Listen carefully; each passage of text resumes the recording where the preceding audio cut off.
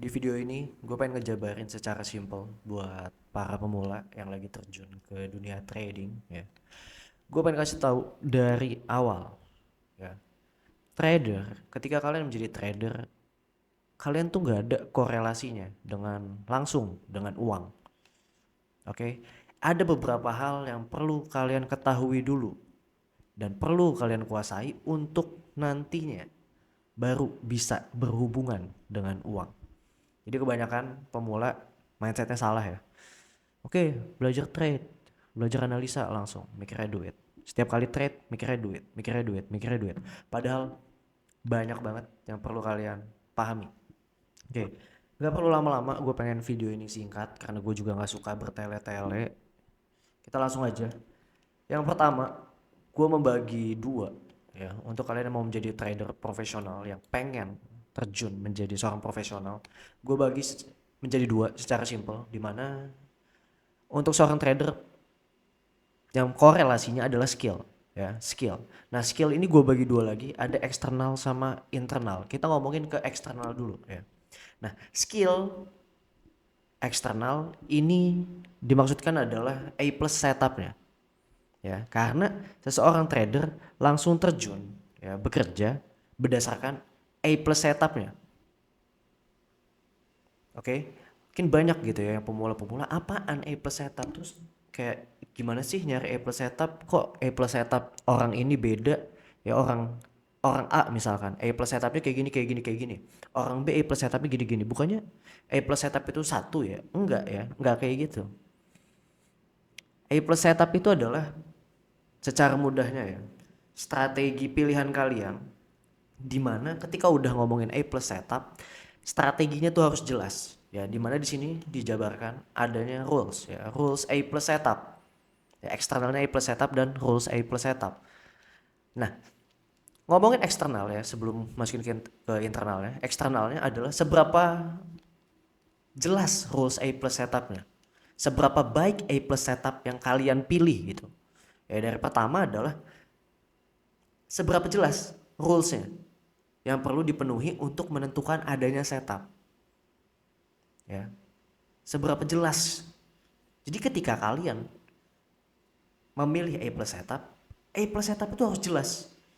Agar apa? Agar bisa membedakan kejadian-kejadian di market berdasarkan pilihan kalian sama yang bukan pilihan kalian gitu. Ya, dimana rules A plus setup ada dua outputnya ya. Seberapa baik, seberapa banyak juga rulesnya yang perlu dipenuhi agar kalian bisa menentukan itu setup saya, sama beberapa hal aturan ya pada market untuk menginvalidasi setup kalian. Oke, ini bukan setup gue. Karena ketika kalian trade, ya ini, yang utamanya ya ini gitu. Bukan kalian menganalisa semua trade, semua kejadian di market dan kalian trade. Enggak perlu kayak gitu. Kalian hanya perlu memilih, oke, gue cuma pengen trade kayak gini. Nah, itu A plus setup. Nah, A plus setup tuh rulesnya harus kayak gini, kayak gini, kayak gini, kayak gini, kayak gini. Nah, itu yaitu buat validasi menentukan adanya setup. Terus kalau misalkan oke, eh, ada kayak gini cuma ada yang begini, ada begini begini. Nah, itu untuk invalidasinya. Jadi banyak ya di luar sana yang orang trade tuh nggak percaya diri. Orang trade itu masih bingung karena dari pertama aja nggak punya A plus setup. Dari pertama aja nggak tahu gitu. Ya, rule saya untuk trade tuh kayak gimana, seberapa jelas, terus buat invalidasinya apa aja sih. Makanya di model setup gue sangat strict ya, sangat bener-bener strict. Gue bahkan benci banget kalau ada yang nambah-nambahin atau ngurang-ngurangin. Karena apa ya, itu rulesnya, itu setup gue, itu gue buat berdasarkan riset gue ribuan data dari dulu dan udah gue pakai bertahun-tahun ya. Dan kalau ada yang ngurangin nambahin tuh menurut gue kayak, lo siapa gitu, lo bukan pembuat setupnya, itu kan setup gue yang tahu betul. Kenapa? Karena gue sangat strict sama rulesnya, karena gue tahu betul rules yang perlu dipenuhi untuk bilang oke, okay, itu setup gue. Dan gue juga tahu betul ya, ketika ada pada market yang bisa membuat invalidasi setup tersebut. Nah, skillnya, jadi ngomongin skill ya tadi yang pertama, ya kalian harus mempunyai A plus setup ya, A plus setup yang bener-bener jelas. Nah ini ada yang kedua adalah seberapa baik performa A plus setup tersebut. Ya ketika A plus setupnya rulesnya sudah jelas dan kalian tuh harus tahu A plus setup ini beneran gak sih, bisa dipakai gak sih, seberapa baik performanya. Ya ketika rulesnya diisi semua, ya berapa sih probabilitas keberhasilannya, berapa sih dalam 1 tahun ya itu keluarnya berapa kali sih, paling dikitnya berapa kali, paling banyak berapa kali, terus rata-rata RR-nya gimana sih, dan lain-lain ya, ngomongin setup tersebut. Nah kebanyakan trader terjun ya ke trading tanpa mengetahui gitu A plus setup, semuanya di trade. A plus setup ini bagaikan apa ya kalau menurut gue ya, kayak selera ya. Jadi kalau gue pengen milih cewek ya gue tuh ada kriterianya, kriteria. Nah itu kriterianya harus diisi baru tuh gue mau sama cewek tersebut. Ya. Enggak, gue enggak cowok gampangan gitu, semua cewek gue embat, enggak. Gue ada kriterianya. Nah kayak gitu contohnya kan. Masa sih kalian mau nyikat semua cewek yang bukan kriteria kalian gitu. Misalkan kalian suka yang eh, eh, langsing mungkin, masa kalian yang gendut mau kalian sikat padahal bukan kriteria kalian. Kan kayak gitu. Ya ini bukan body shaming ya. Ya semoga nggak ada cewek yang nonton lah. Ya. Nah yang kedua, ketika sudah ada A plus setup dan udah jelas, oh ini rules untuk validasi, ini rules buat invalidasi, dan kalian udah tahu performa setupnya tersebut. Nah ini yang kedua, baru terjun yang kedua, internalnya, yaitu yourself, diri kalian. Seberapa ahli diri kalian dalam menentukan adanya A plus setup tersebut. Jadi ketika kalian lihat pada market ya, ketika kalian lihat market, kalian tuh bisa seberapa ahli diri kalian menentukan, menganalisa berdasarkan setup kalian ya. Oh, ini setup gua gitu. Ketika ada rulesnya terpenuhi. Seberapa jago kalian melihat setup kalian. Seberapa jago kalian menguasai setup kalian sampai ketika market menunjukkan kalian tuh bisa tahu. Itu. Kayak gue trade, kalau misalkan ada setup, gue tuh langsung tahu. Pede gue, karena udah dikuasain. Dan ketika ada yang mencurigakan, ya seperti yang kedua, seberapa ahli kalian dalam menentukan invalidasi setup pada market. Ya gue juga tahu gitu. Ada hal-hal mencurigakan sedikit berbeda, kayak ngomongin misalkan SMR, ada SMR yang bentuknya tidak high prop gitu kan. Nah itu udah jadi salah satu invalidasi. Ya seberapa ahli, nah ini dua ini penting. Seberapa ahli diri kalian dalam menentukan itu setup gua, seberapa ahli kalian dalam menentukan invalidasi setup kalian. Karena kebanyakan apa? Pemula ini oke lah udah mengerti banyak ya, di murid gue juga kayak gitu ya. Ada beberapa yang kayak udah tahu A plus setup rules ya, cuma merekanya nih di otaknya ya entahlah kenapa udah tahu bukan tapi masih memaksa. Udah tahu itu bukan setupnya karena udah ada invalidasi, tetap ya masih mengira-ngira, entahlah kenapa otaknya seperti itu ya, karena masih pengen apa, pengen trade ya, mindset kayak gitu. Orang kan pengennya trade yang high probability, bukan pengen trade doang gitu ya. Orang pengen trade doang kan bodoh kan. Nah ini dua hal ini penting ya, kalian gak bakal bisa jadi profesional dan kalian gak bisa trade jangka panjang ketika kalian gak ahli dalam menentukan setup kalian, dan kalian gak ahli dalam menentukan invalidasi setup kalian. Karena ketika kalian gak ahli menentukan invalidasi setup kalian, kalian bakal terus memaksa untuk masuk padahal itu bukan ya, padahal itu low probability gitu karena adanya invalidasi. Oke. Nah yang ketiga adalah seberapa ahli diri kalian dalam melakukan decision making. Nah ini berhubungan sama yang satu kedua. Ya, ketika kalian udah tahu betul, udah bisa menganalisa dengan baik berdasarkan setup kalian, seberapa ahli kalian dalam bilang yes, this is my setup, I will trade gitu. Ini setup gue dan gue akan meresikokan resiko gue untuk mengambil trade tersebut. Itu ya.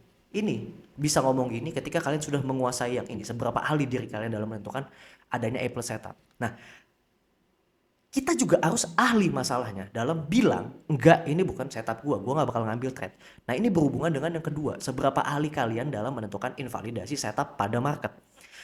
Ngomong deh, kalau misalkan saya udah jago dalam menentukan seberapa ahli diri dalam menentukan adanya setup, tapi masih goblok dalam yang kedua, ya sama aja bohong.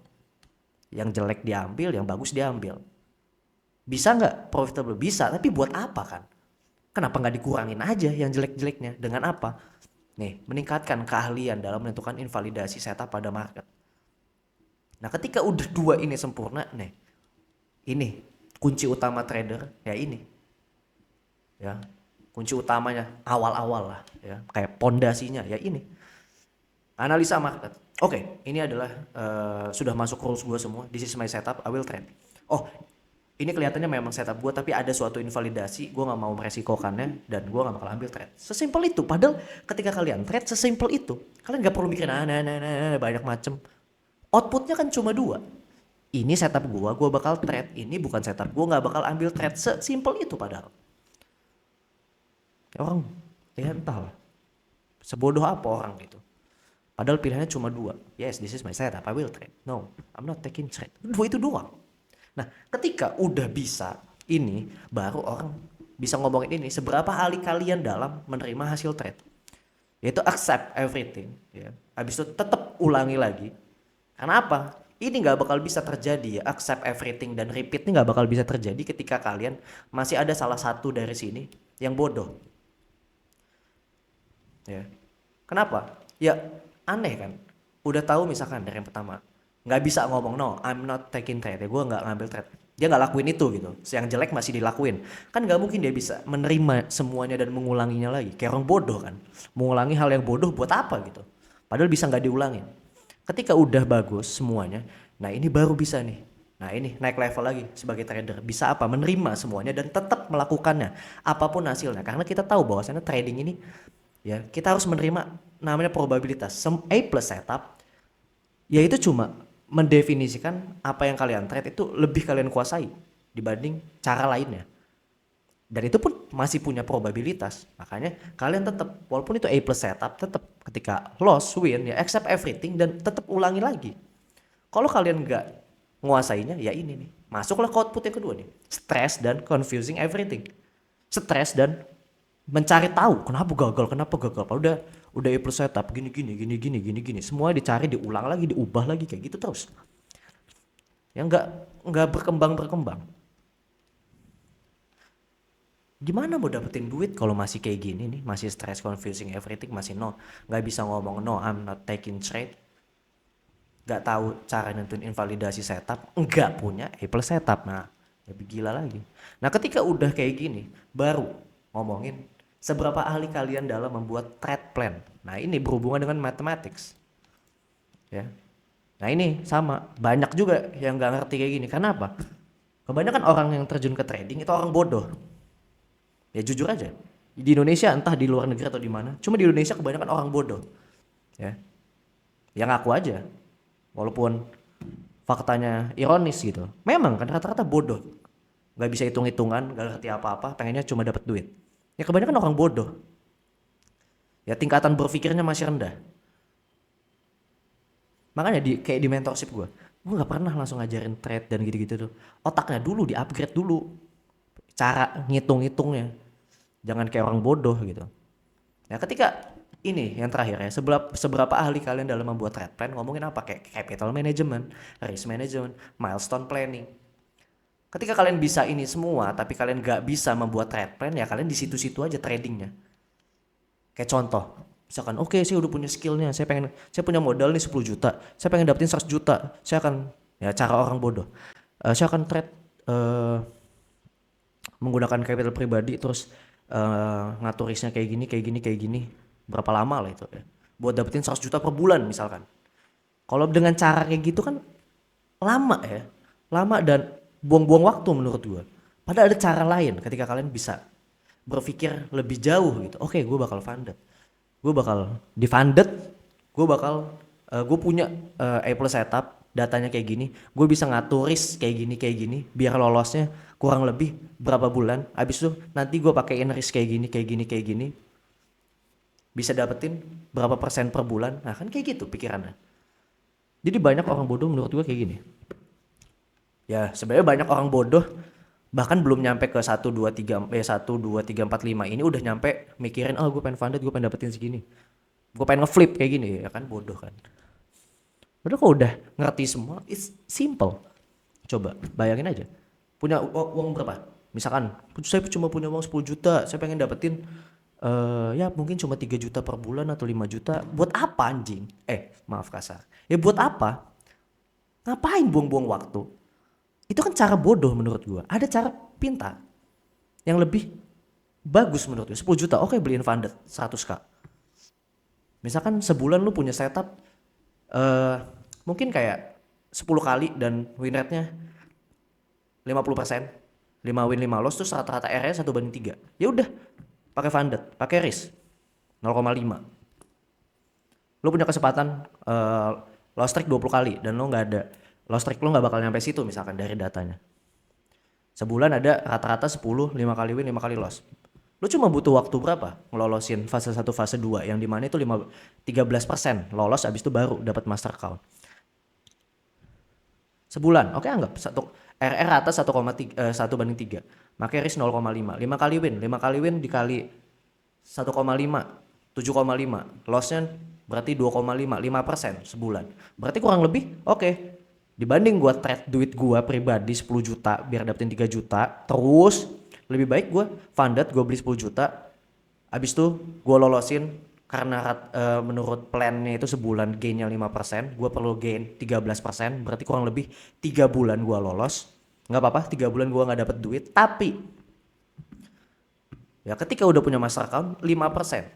Ya, dari data tersebut, oke, gue bisa dapetin kurang lebih dari 3-5% per bulan. Bayangin aja, 3% sampai, anggaplah 3% dari 100k berapa? $3.000. $3.000 berapa?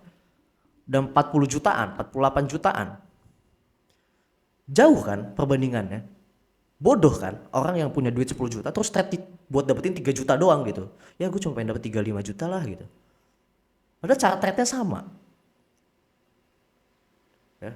Nah sama tadi ya, ini Matt, kalau misalkan nggak punya pikiran kayak gitu, nggak bisa hitung-hitungan gitu kan, nggak punya pandangan juga ke depannya, nggak punya milestone planning, nggak punya risk management, nggak punya capital management. It's simple gitu kalau kalian udah mengerti semuanya dan make sense. Sebenarnya kalian tuh terbatas di ilmunya.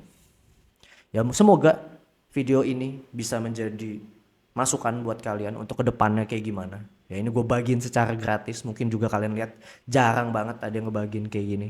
Ya jangan lupa like, comment, and subscribe. Kita akan ketemu di video lanjutannya. Dan kalau kalian mau request apa yang mau dibahas, silahkan komen. Dan kita akan bertemu di video selanjutnya. See you guys.